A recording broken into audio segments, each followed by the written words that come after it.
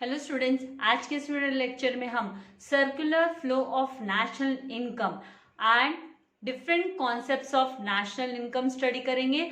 तो इसका explanation start करने से पहले माय डियर स्टूडेंट्स, मैं आपसे रिक्वेस्ट करूंगी कि अगर अभी तक आपने मेरे चैनल को सब्सक्राइब नहीं किया है या फिर आप फर्स्ट टाइम मेरे चैनल को देख रहे हो तो आप है ना वीडियो को लाइक करना एंड सब्सक्राइब करना चैनल को मत भूलिएगा एंड अपने फ्रेंड्स के साथ भी चैनल लिंक शेयर कीजिएगा।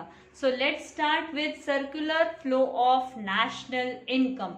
अभी यहाँ पर ये सर्कुलर फ्लो मतलब क्या? सर्कुलर सर्कुलर होते रहना, फ्लो होते रहना, सर्कुलर फ्लो होते रहना।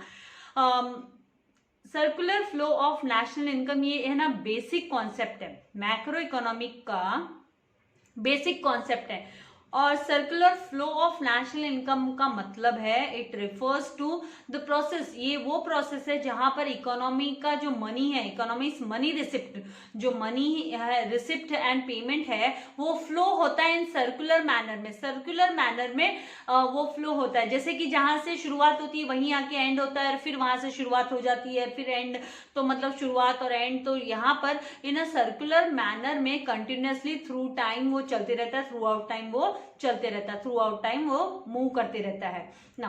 Circular flow of national income जो है कैन बी डिटरमाइंड, उसको हम डिटरमाइन कर सकते हैं, फाइंड आउट कर सकते हैं। किस तरीके से? यहाँ पर है ना 3 इकोनॉमी के सेक्टर है।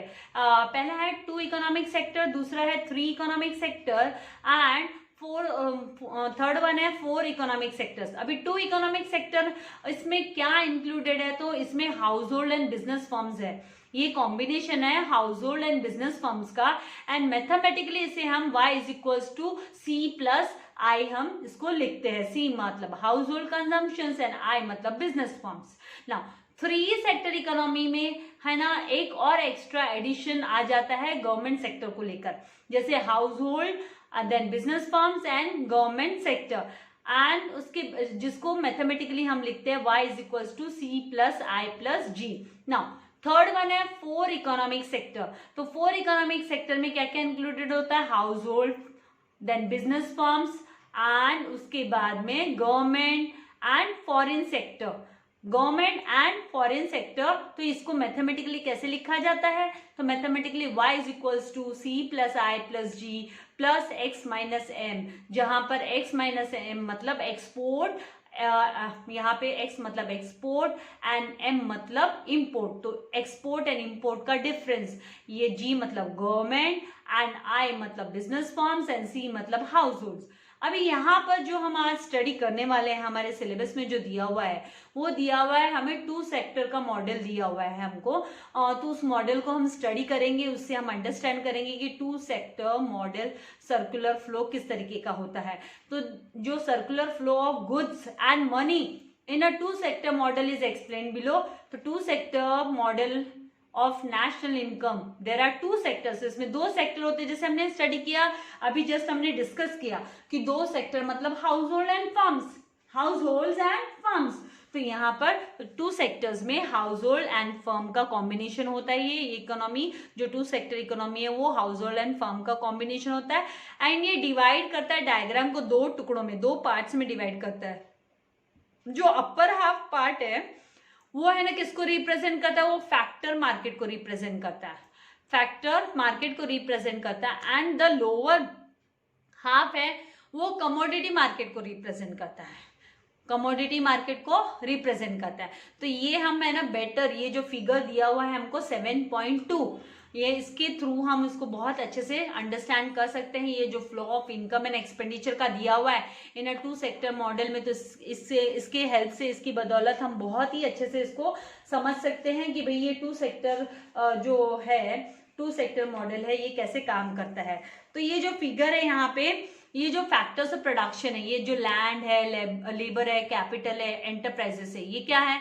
ये फैक्टर्स ऑफ प्रोडक्शन है। तो ये जो फैक्टर्स ऑफ प्रोडक्शन है ये है ना फ्रॉम हाउस होल्ड, ये हाउस होल्ड से ये जो पहला एरो मूव कर रहा है ये फैक्टर्स ऑफ प्रोडक्शन की तरफ। तो ये फैक्टर्स ऑफ प्रोडक्शन है ना ये फ्लो करता है हाउस होल्ड से, फ्रॉम हाउस होल्ड, एंड ये फ्लो करता है फर्म्स की तरफ टू द फर्म्स। एंड ये जो द फर्म्स है, ये जो फर्म्स है the firm use this factors, ये जो फर्म है इस फैक्टर्स को यूज करते हैं, to produce goods and services produce करने के लिए यूज करते हैं।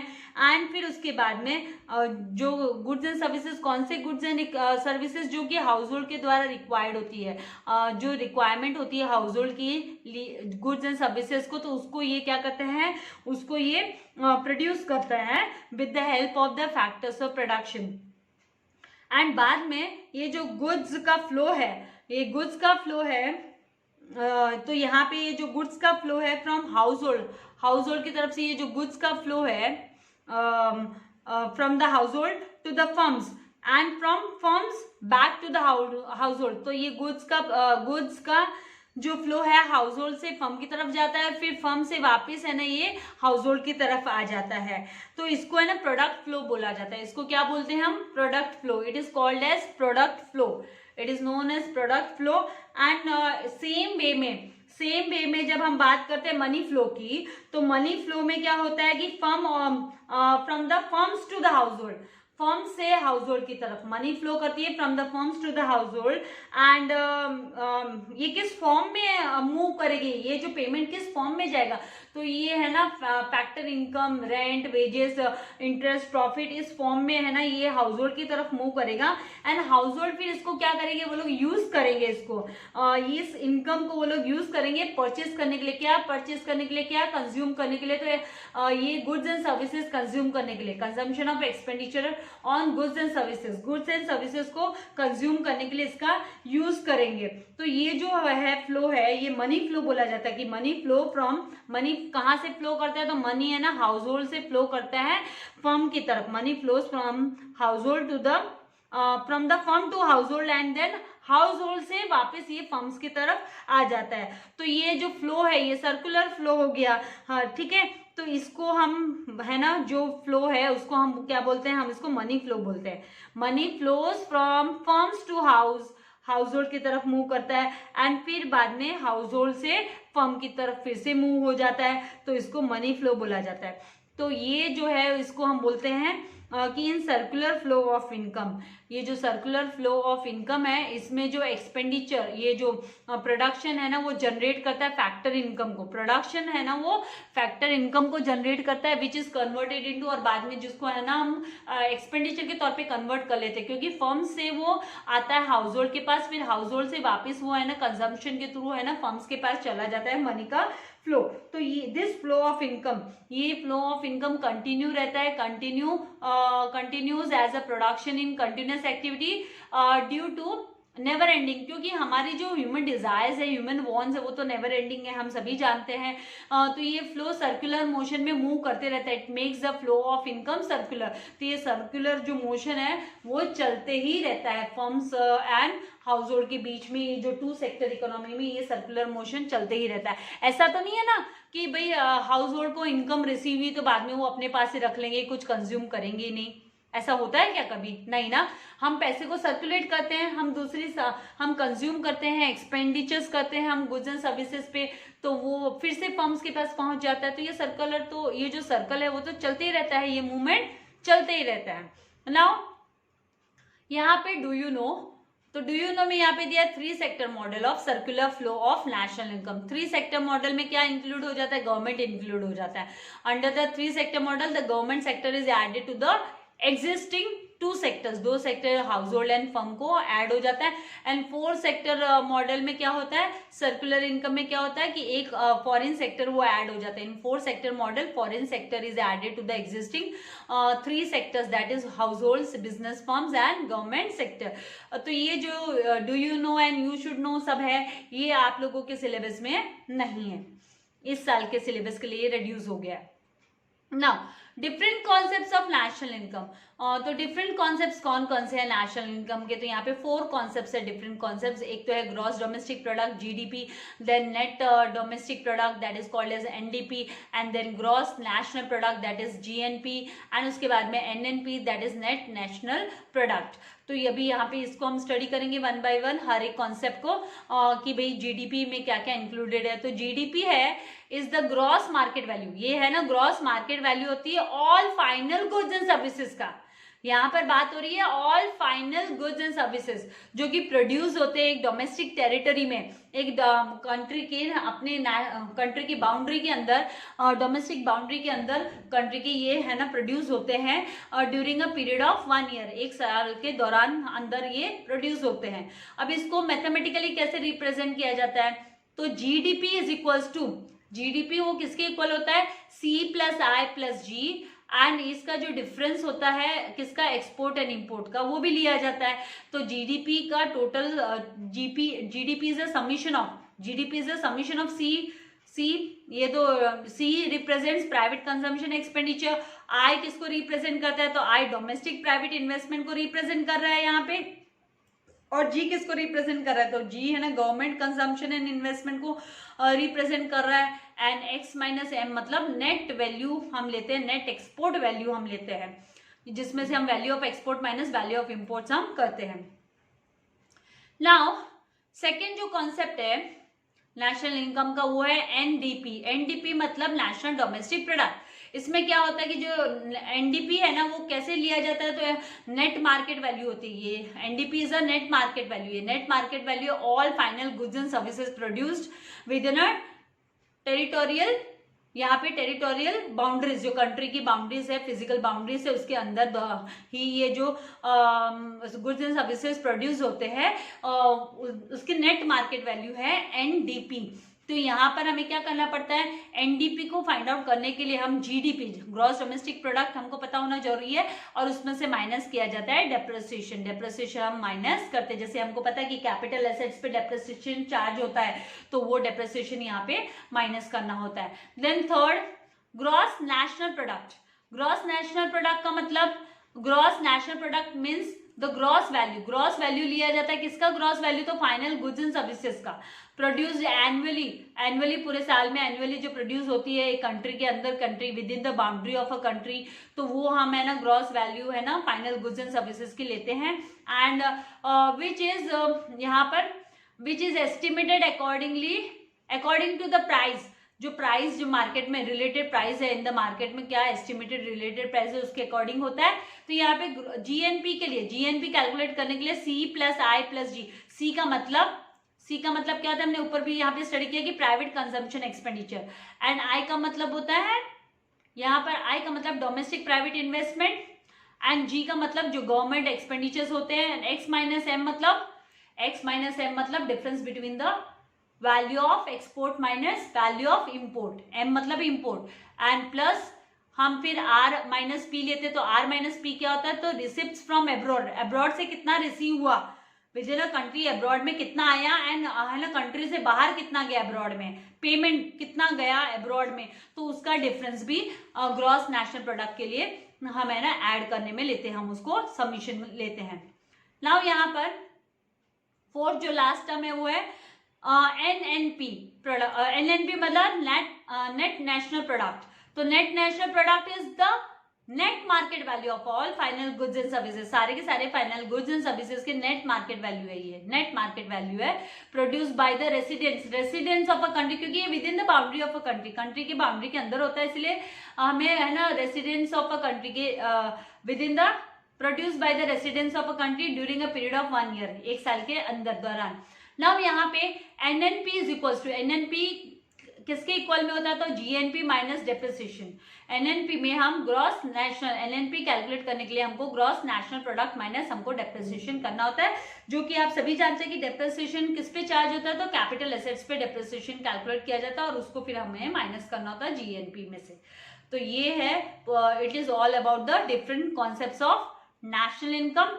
अभी यहाँ पे एक नया कॉन्सेप्ट है जो आपको पता होना चाहिए, हालांकि ये आपके अभी बोर्ड में नहीं आने वाला है, ये कि concept of green GNP. Green GNP का मतलब क्या है, what is a green GNP, आपको पता होना चाहिए, बाकी आपको इसको रटोफाई या स्टडी करना नहीं है एग्जाम के लिए। It is defined as, green GNP क्या है, इज एन इंडिकेटर, ये एक इंडिकेटर है, एक हम बोलते हैं ना जो आपको इंडिकेट करता है, प्रेजेंट करता है ऑफ सस्टेनेबल यूज ऑफ, कि हम है ना नेचुरल जो एनवायरनमेंट है एंड इक्विटेबल डिस्ट्रीब्यूशन, हम इक्वली है ना हम डिस्ट्रीब्यूट करेंगे बेनिफिट्स को डेवलपमेंट के लिए, distribution of benefits of development, वो हम इक्वली डिस्ट्रीब्यूट करेंगे एंड सस्टेनेबल यूज करेंगे, मतलब हम विदाउट वेस्टेज हम उसका यूज करेंगे नेचुरल एनवायरनमेंट को।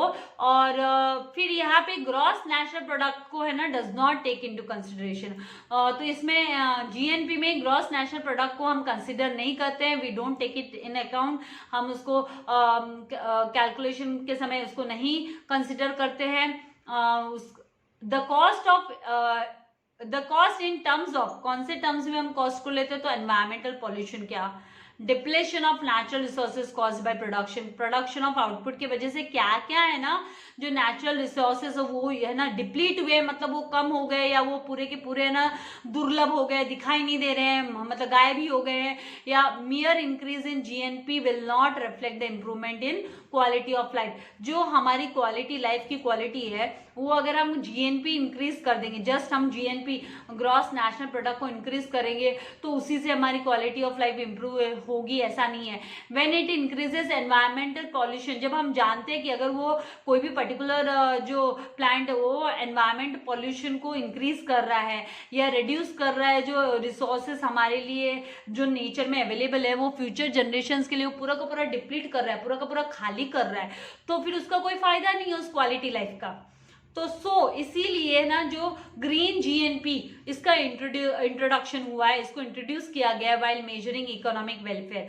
तो अगर किसी को अपनी आर्थिक व्यवस्था को सही रखना है और उसका फायदा देखना है तो है ना ग्रीन जीएनपी का, उसके लिए ग्रीन जीएनपी का इंट्रोडक्शन हुआ है। तो following are the characteristics of green GNP. Green GNP का कैरेक्टरिस्टिक्स कौन से, तो शॉर्ट में इसको स्टडी कर लेते हैं कि sustainable economic development, that is development which should not cause, ऐसा डेवलपमेंट होना चाहिए कि जो है ना एनवायरमेंट का डिग्रेडेशन ना करे, मतलब एनवायरमेंट में पॉल्यूशन को इंक्रीज ना करे और जो नेचुरल रिसोर्सेस है हमारे फ्यूचर जनरेशन के लिए भी बने रहे। ऐसे नहीं होना चाहिए कि पूरे के पूरे माइन है, खाने हैं, खदाने हैं, वो सारी खाली हो जाए, वो चीज नहीं होनी चाहिए। तो यहाँ पे इक्विटेबल डिस्ट्रीब्यूशन होना चाहिए बेनिफिट्स ऑफ इट्स डेवलपमेंट, उसके डेवलपमेंट का जो बेनिफिट्स है वो इक्विटेबल होना चाहिए, कहीं भी इनजस्टिस नहीं होना चाहिए। And then it promotes economic welfare for a long period of time. अभी हम फ्यूचर जनरेशन के बारे में सोचते हुए हमको उपयोग में लेने हैं जो रिसोर्सेस अवेलेबल है, जो हमें नेचर से रिसोर्सेस अवेलेबल है। ऐसा नहीं है आज हम खाली कर दो तो कल हमारी आने वाली जनरेशन, वो भी तो हमारी जनरेशन होगी, उनका क्या होगा। तो ये सब बात में ध्यान में रखते हुए हमको है ना उसका सस्टेनेबल इकोनॉमिक डेवलपमेंट होना चाहिए, हमें है ना रिसोर्सेस का यूज करना है। यहाँ पे मेजर करने के लिए ग्रीन जीएनपी को मेजर करने के लिए क्या, green GNP is equals to GNP जो ग्रॉस नेशनल प्रोडक्ट है उसमें से माइनस किया जाता है net fall in stock of natural capital, कितना नेचुरल रिसोर्सेज, कितना नेचुरल कैपिटल में गिरावट आई है, पॉल्यूशन कितना लोड हुआ है, तो उन सबको भी इंक्लूड करके और माइनस किया जाता है जीएनपी में से। तो यहाँ पे net fall in stock of natural capital plus है ना पॉल्यूशन, ये जो पॉल्यूशन लोड है उसका एडिशन है ना माइनस किया जाता है जीएनपी में से to calculate the green GNP को कैलकुलेट करने के लिए। तो इसके साथ ही ये जो टॉपिक जो मैंने आपसे कहा कि है ना हम इस वीडियो में हम circular flow of national income and different concepts of national income study करेंगे, तो वो भी हमने स्टडी किया एज वेल एज ये एक्स्ट्रा इन्फॉर्मेशन जो आपको अभी इस एग्जाम में तो नहीं आने वाली है लेकिन अगले साल वाले बच्चों को आने वाली है। आपका तो प्रोडक्ट अभी पता नहीं और भी है ना पोर्शन हो सकता है कि और रिड्यूस हो जाए क्योंकि 10th स्टैंडर्ड का तो थोड़ा हुआ है, उनका मैथ्स वगैरह का हो चुका है, तो यहाँ पे हो सकता है आप लोगों का भी रिडक्शन हो जाए पोर्शन में, लेकिन कान से बोल नहीं सकते हैं, लेकिन फॉर नॉलेज एटलीस्ट एक बार तो गो थ्रू करना चाहिए आप सभी को। तो इसी के साथ मैं वीडियो को वाइंड अप करती हूँ। आप लोगों ने अगर अभी तक है ना चैनल को सब्सक्राइब नहीं किया, जिन ने प्लीज चैनल को सब्सक्राइब कर लीजिए ताकि आपको मेरे लेटेस्ट वीडियो के नोटिफिकेशंस मिलते रहें। एंड वीडियो को लाइक करना मत भूलिए, आपका एक लाइक मुझे मोटिवेशन देता है वीडियोस बनाने के लिए, बिकॉज ये पेंडेमिक पीरियड में आप लोगों को पता है टोटली ऑनलाइन चल रहा है, अभी कॉलेज के लेक्चर्स भी ऑनलाइन, फिर आप लोगों के लिए भी वीडियोस बनाना, तो प्लीज आप मेरे फैमिली के पार्ट हो, आप वीडियोस देखते हो तो please subscribe it and like it. Thank you very much. God bless you all dear students.